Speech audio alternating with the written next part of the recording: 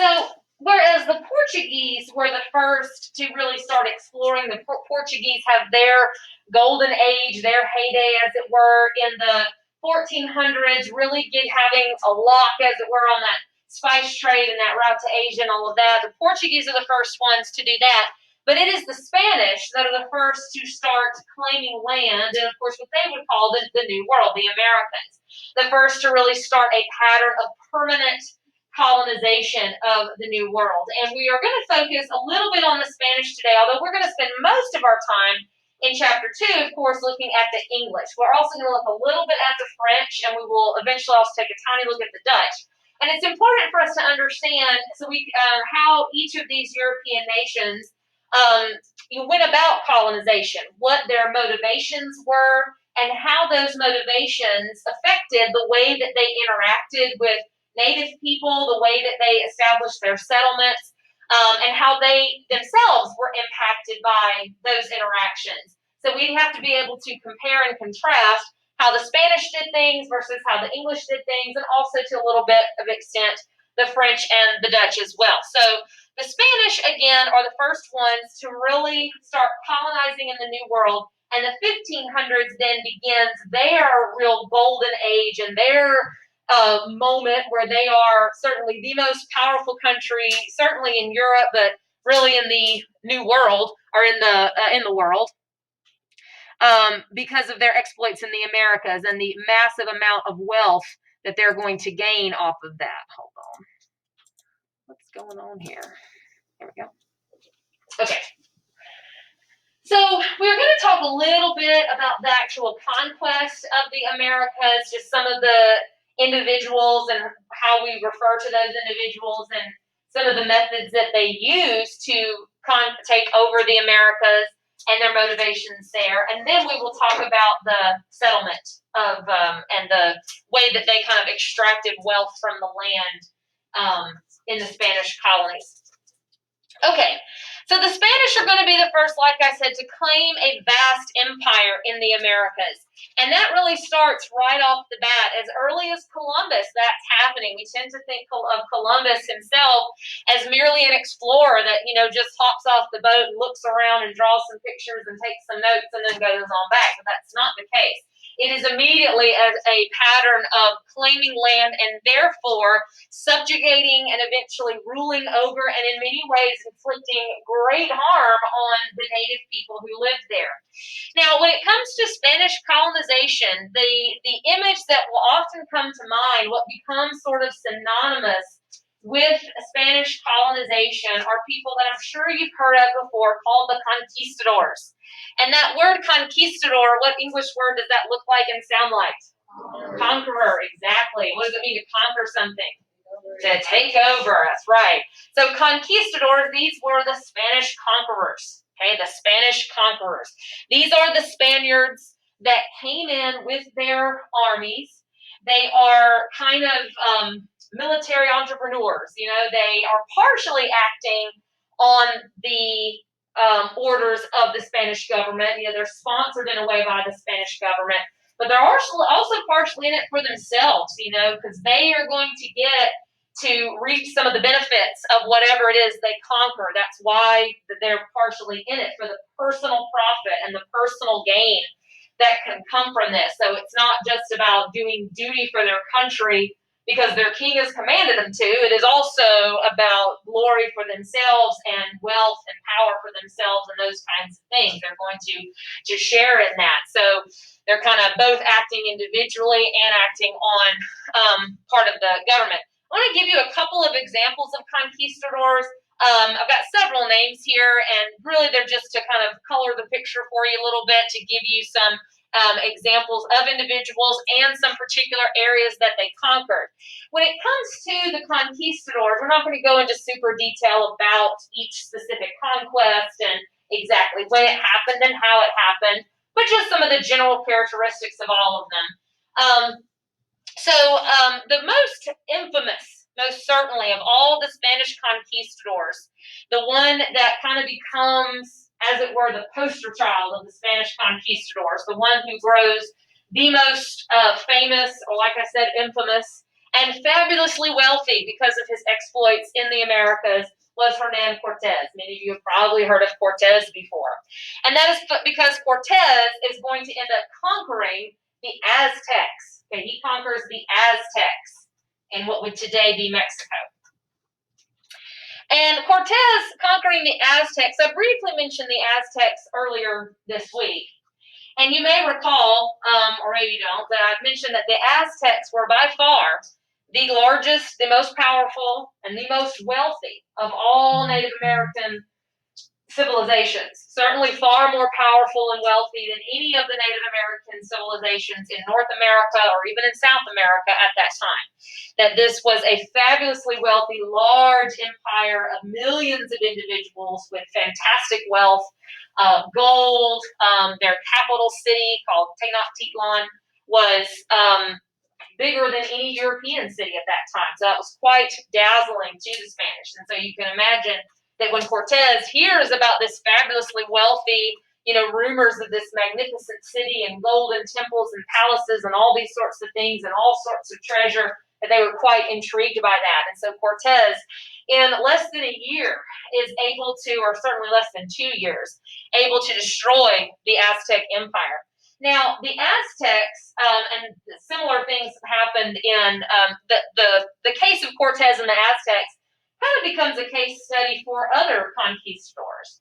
The way that Cortez is able to do that, how he's able to conquer and destroy a massive civilization that had existed for hundreds, maybe even thousands of years, with a handful of men, comparatively speaking. That kind of, we see a similar pattern with other Native American empires. In many cases, like is the example with Cortez, when they first approached the Aztecs, at first they were actually welcomed by them. They did not immediately, fight off the Spanish. Why do you think some groups like the Aztecs didn't, immediately try to fight them off and actually welcome them in? Yes.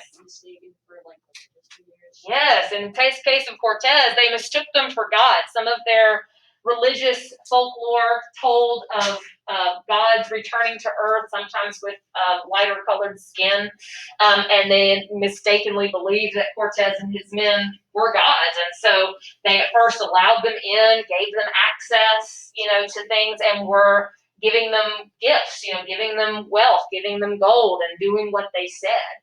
And so that's how Cortez was able to come in and just easily gain control. And eventually, we're not going into the specifics about how he eventually fights and destroys them and all of that.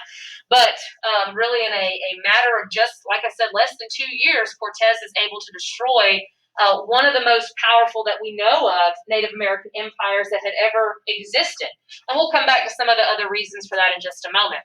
Now let me mention just a few others. These are a few other conquistadors that I'll just briefly tell you kind of what Native American empires or areas they conquered. I'll give you a second. I'll go these one at a time.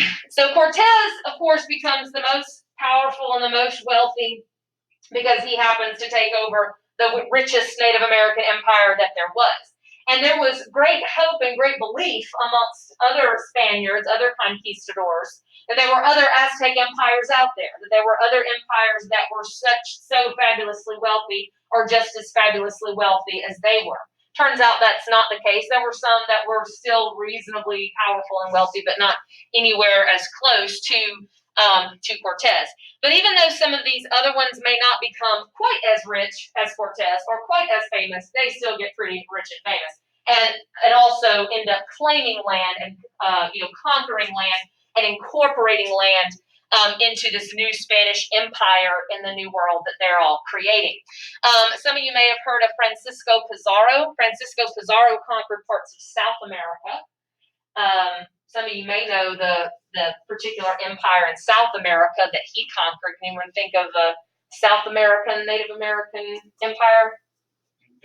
Incas, yeah, the Incas in the Andes Mountains.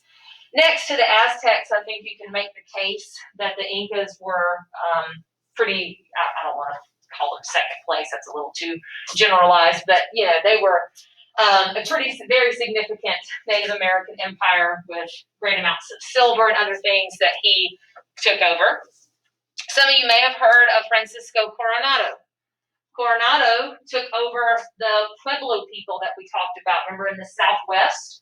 Those Southwestern Native Americans with the cliff dwellings and the Pueblo houses. Coronado conquered in that area.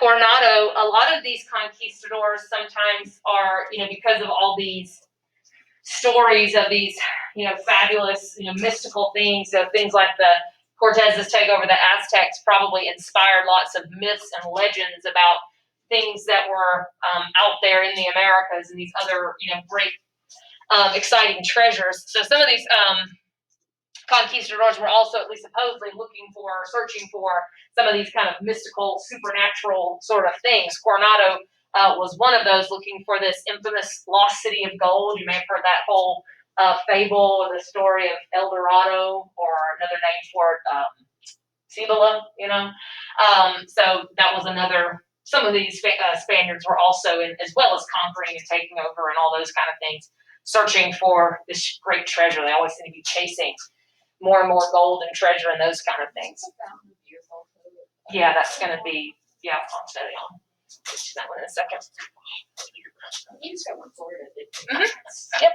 Didn't they find like a pile of bones like the beach of that? I'm not sure. I don't know. I'll have to look into that. I don't know. Okay, this one's probably a bit of a familiar name, DeSoto. Some of you may have been to DeSoto Caverns or something not too far from here up in Childersburg. Hernando DeSoto conquered and explored around this area, Mississippi River region, not the whole Mississippi River Valley, but parts of the Mississippi River area, through Alabama.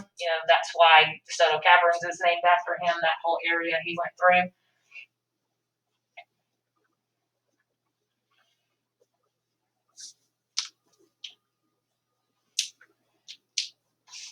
And parts of that will become Spanish territory.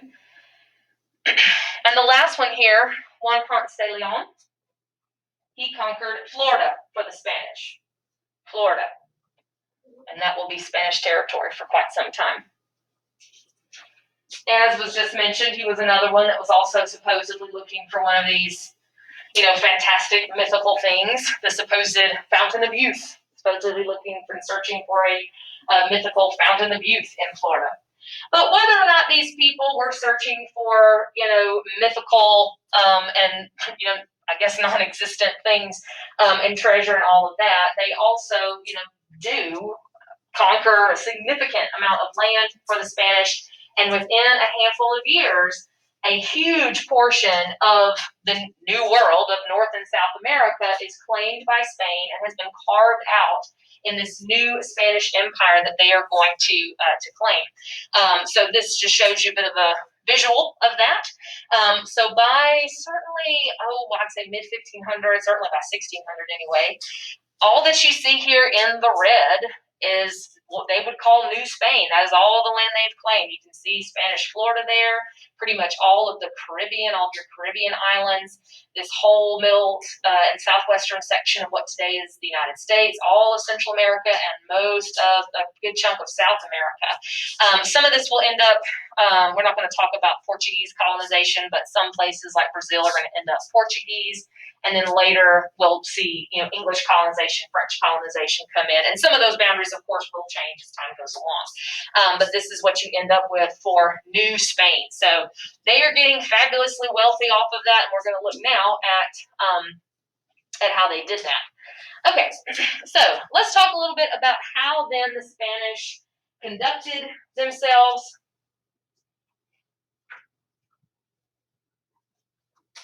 And how they chose to extract wealth and make profit and make this work for them economically. Because ultimately, some of this is about power and glory and all of that, but it is also about, economic interests. It is also about money. All this has got to put money in the coffers in order for it to be sustainable, in order for it to be successful. And the way that the Spanish organize themselves, the way they organize their settlements, the way they organize their economy in their Spanish colonies really has a lot to do with how it, how they conduct themselves, their relationships with Native Americans, and so forth.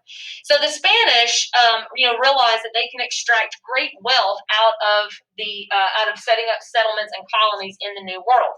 And originally, that wealth comes from extracting gold and silver and all of that, but that's not, sustainable in the long run. So eventually, it is going to also be agriculture that the Spanish will set up in these colonies in order to make significant profit. And the way that they are going to organize all of that is there's something called the encomienda system.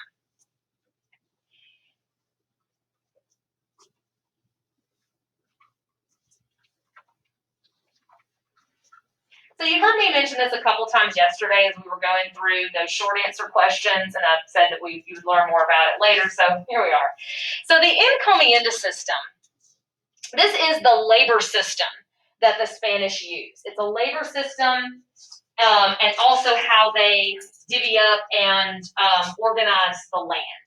So it's a labor system and a land organization system, but really more a labor system that's introduced.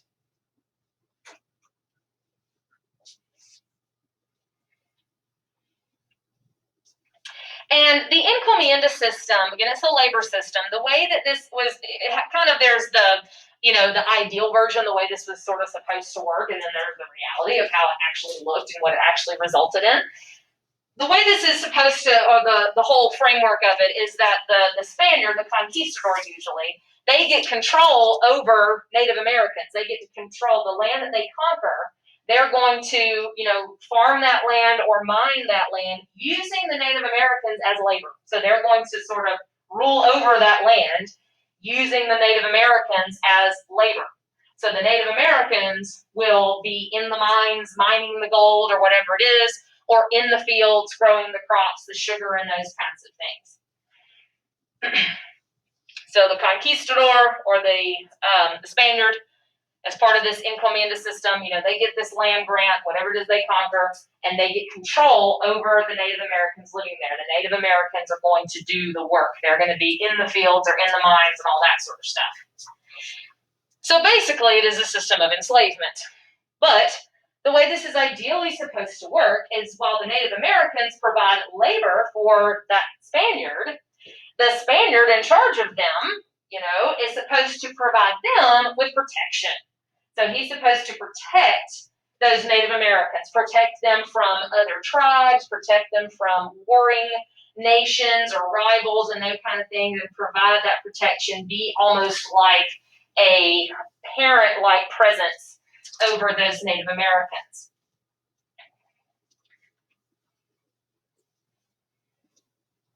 They are also supposed to convert them to Christianity.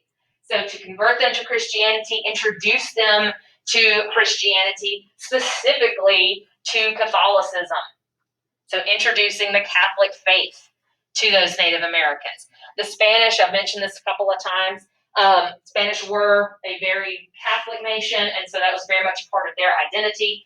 And there again, you have that religious motivation and the desire to spread their religion, to assert power of their religion. So the presence of Catholicism and the desire to make that, the dominant faith and to bring that faith to Native Americans and convert them, that is very much a core part of the Spanish vision and the Spanish version of colonization. That was a big motivation for them, and a big part of what they at least claimed they were trying to do was to bring Christianity to Native Americans, to convert them, to civilize them, and all of that. So, and the natives, as well as providing labor, this is really crazy, as well as providing their labor, they are also supposed to pay tribute to the Spanish. What does that mean, pay tribute to them?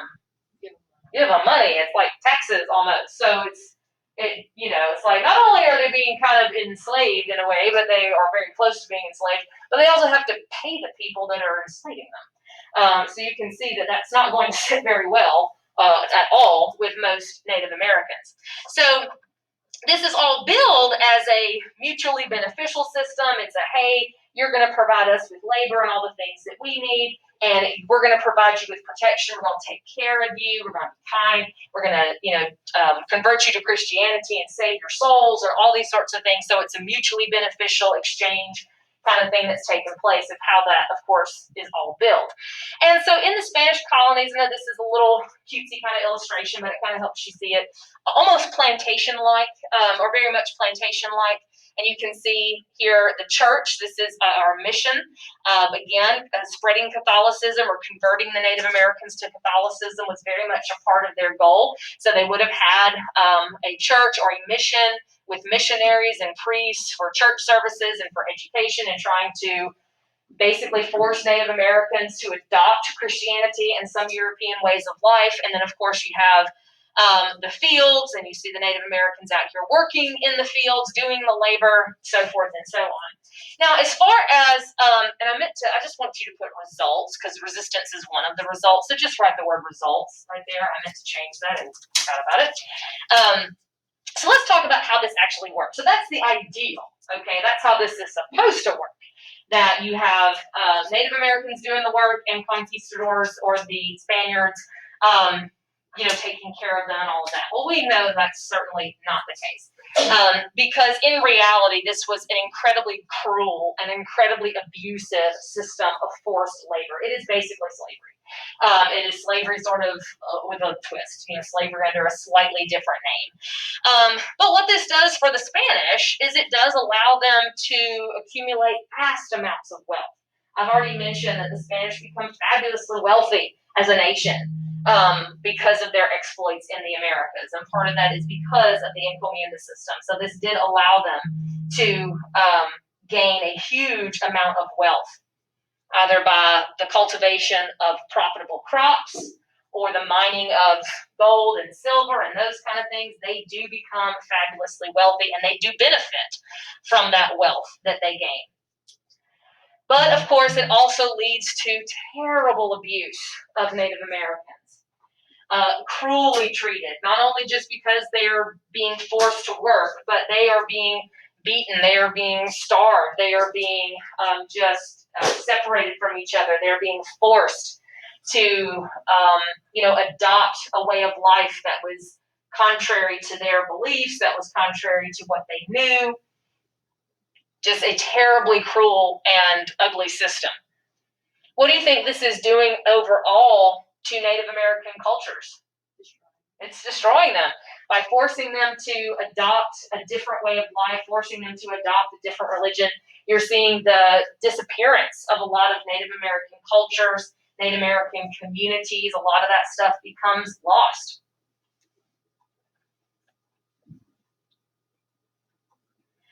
And the thing is, the encomienda system only, when I say works, I meant was not like it worked but was good for everybody, but working as in like it was plausible to do it.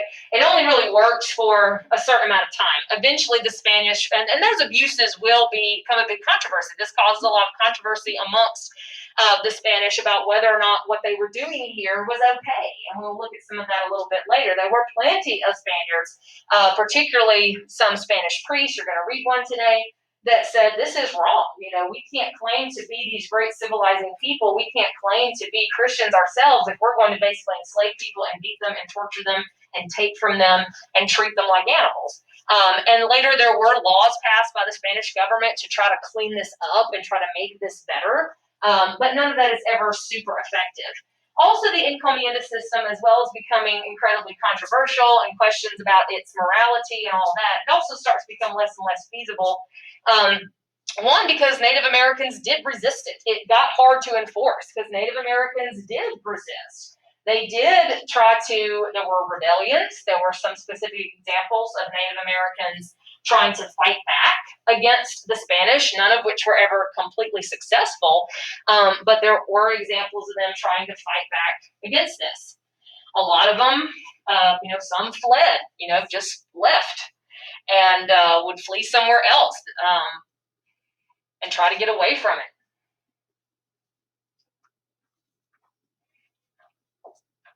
But it also becomes less feasible over time because using Native Americans as a labor source the way that the encomienda system did, because not only were Native Americans resisting it, were they escaping it, but also remember what was happening to large numbers of Native Americans that we talked about yesterday. They're dying of disease. And so they keep dying of disease. And so that then makes the encomienda system not very effective. And where the Spanish will start running into problems because Native Americans keep dying in such large numbers of those European diseases that were being brought over. So that ultimately forces the Spanish, or causes rather the Spanish, to eventually start introducing a different form of labor to replace the encomienda system and to replace Native American labor. And what do you suppose they're going to introduce to replace Native American labor when that started becoming harder and harder to come by and harder to enforce? They're going to start enforcing African slavery. So that is when we start to see the introduction of African slavery to the Americas. When Native Americans continued to die in large numbers, and the encomienda system became less effective and less feasible. So they started introducing African slavery. Now, we didn't talk about it yesterday, but African slavery was, the development of that was a gradual process. As soon as the Portuguese started exploring in the late 1300s, early 1400s, remember that they were sailing around the coast of Africa trying to get to India and China. And so that meant that they were making contact with African societies. And so that's how that whole thing got started. It started originally by the Portuguese, not by the Spanish, but by the Portuguese. As they were sailing down the coast of Africa, they would engage in trade with African societies. And originally their interest in the slave trade wasn't as a means of acquiring laborers, but other things like gold, and then eventually just continues to expand from there. And then certainly once the Spanish start colonizing in the New World, and they had a need for a large labor force, and Native Americans were no longer feasible as that labor source, then they start introducing African slavery to replace them. And African slavery was seen as a better option. Africans had already been in contact with European societies, like I just mentioned. Therefore, they were not as susceptible to what? To disease. They'd already been exposed for a couple of centuries by that point to European diseases, and therefore had more immunity, and they weren't as likely to start dying off in such large numbers. So that's one of the reasons why the Spanish saw that as beneficial. So slavery will soon start to replace eventually totally, Native American labor in the Spanish colonies. And of course, this gives the Spanish an incredibly bad reputation for their dealings with the Americas, coming in, taking over Native Americans, enslaving them, slaughtering the ones that resisted. They get an incredibly harsh reputation for brutality, for cruelty. And some of that, of course, was also kind of trumped up by the English and others to kind of say, hey, we're not as bad as them. Okay, I'm going to briefly talk about the caste structure or the social structure in the Spanish colonies. As far as, do you need to know all these specific groups in the society and exactly who was in them? Sort of, kind of. It would probably be a good idea to know at least one or two. For example, I'm not going to ask you like super specific stuff like who were the Creoles and who were the Mestizos. I'm not going to ask you that. You just kind of need to understand, generally speaking, the motivation behind this caste system and kind of how it reflects. It's not so much about the specific groups and who was in them, but just overall what this meant about Spanish colonization, what it shows about colonization and how it was related to some of those other things. So if you want to write all that down, you can, or if you just want to write down one or two of them, I think that's fine. But like I said, I'm not going to ask real nitpicky stuff about this. It's going to be broader stuff that I might ask about this, okay? If that makes any sense. All right, so all of this, the Spanish had a very, as you can see, a very, organized plan of how they wanted labor to be organized, land to be organized, and all of that. Because of this also, they had a very strict social structure in these colonies called a caste or a casta system. And this may be kind of familiar to you. You probably saw this in world history, where they had strict racial groupings in Spanish society that you were kind of assigned at birth, and that sort of dictated your status in society. So these peninsulares, they are the Spaniards born in Spain. And clearly that meant that they were the ones that owned the land. They were the ones that, had Native Americans or slaves working for them. These were the ones with the power and all of that. And then you can see from there, you have those that, were Spanish, but actually born in the colonies. They saw those as maybe just a little bit less, not quite as powerful, not quite as good, not quite as elite of those that were from the mainland. And then you see people of mixed race, those that were half or part Native American, part Spanish. The point of this, or one of the things we should take away from this, is that the Spanish did, and this will be a contrast when we get to the English, the Spanish did intermarry with Native Americans. There was intermingling amongst those racial groupings. So there were intermarriages, there was interaction in that sense, although, they kind of classified those people beneath and did not give them the same kind of rights, privileges, and power of those that were not of mixed race. We won't see this quite so much when we get to the English. The English will not be as likely to intermarry with Native Americans. This is partially because the Spaniards tend to colonize not in big groups. It's mostly men. It's mostly, it's kind of sparse.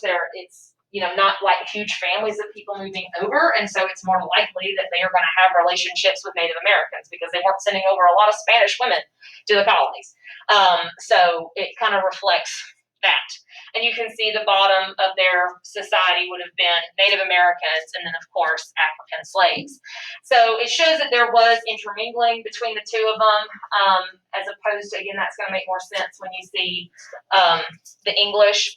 And also because if people had some kind of Spanish blood in them, then they couldn't be assigned as laborers. They couldn't be assigned as laborers as part of that encomienda system. So that kind of motivated some of that as well. So the Spanish develop a massive empire, amassing huge amounts of wealth off of the backs of Native American laborers, and then from from African laborers as well. What we'll look at on Monday is we'll look at the French, which come way after this, and we'll see a very remarkable contrast. Some similarities in like the French will have relationships with Native Americans, kind of like the Spanish, but in some ways very, very different. And then, like I said, in chapter 2, we'll look specifically at the English and talk about how their pattern was much different as well. So the Spanish, quite controversial. Oh, we're French on tomorrow morning. And then we'll see that rivalry kick in, and that's why other European countries will want to establish colonies and all that as well. All right, so that's as far as we're going to go with that today. We'll talk about the French on Monday. Any questions on that so far? Okay. So in just a few minutes, we're going to start working with some documents, but first, hold on.